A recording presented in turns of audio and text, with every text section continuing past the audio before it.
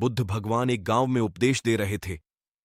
उन्होंने कहा कि हर किसी को धरती माता की तरह सहनशील तथा क्षमाशील होना चाहिए।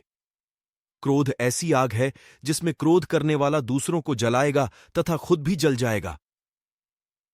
सभा में सभी शांति से बुद्ध की वाणी सुन रहे थे, लेकिन वहां स्वभाव से ही अतिक्रोधी एक ऐसा व्यक्ति भी बैठा हुआ था जिसे ये सारी बातें बेतुकी लग रही थीं। वह कुछ देर ये सब सुनता रहा, फिर अचानक ही आग बबूला होकर बोलने लगा। तुम पाखंडी हो, बड़ी बड़ी बातें करना यही तुम्हारा काम है। तुम लोगों को भ्रमित कर रहे हो। तुम्हारी ये बातें आज के समय में कोई मायने नहीं रखती। ऐसे कई कटु वचनों सुनकर भी बुद्ध शांत रहे।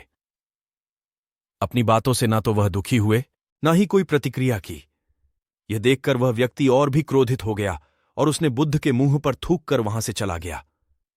अगले दिन जब उस व्यक्ति का क्रोध शांत हुआ तो उसे अपने बुरे व्यवहार के कारण पछतावे की आग में जलने लगा और वह उन्हें ढूंढते हुए उसी स्थान पर पहुंचा। पर बुद्ध कहाँ मिलते? वह तो अपने शिष्यों के साथ पास वाले एक अन्य गांव निकल चुके थे।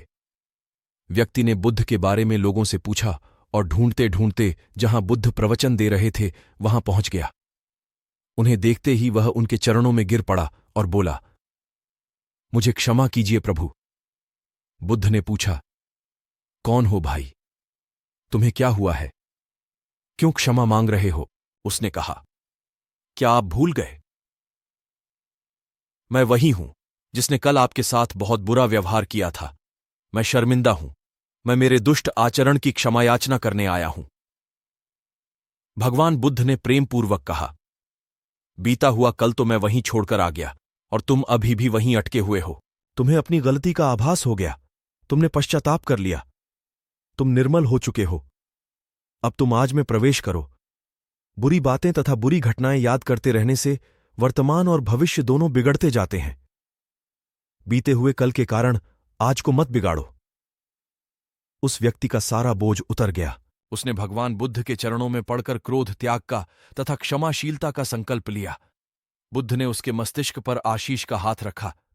उस दिन से उसमें परिवर्तन आ गया और उसके जीवन में सत्य, प्रेम व करुणा की धारा बहने लगी। मित्रों, बहुत बार हम भूत में की गई किसी गलती के बारे में सोचकर बार बार दुखी होते और खुद को कोसते हैं। हमें ऐसा कभी नहीं करना चाहिए। गलती का बोध हो जाने पर हमें उसे कभी न दोहराने का संकल्प लेना चाहिए और एक नई ऊर्जा के साथ वर्तमान को सुदृढ़ बनाना चाहिए।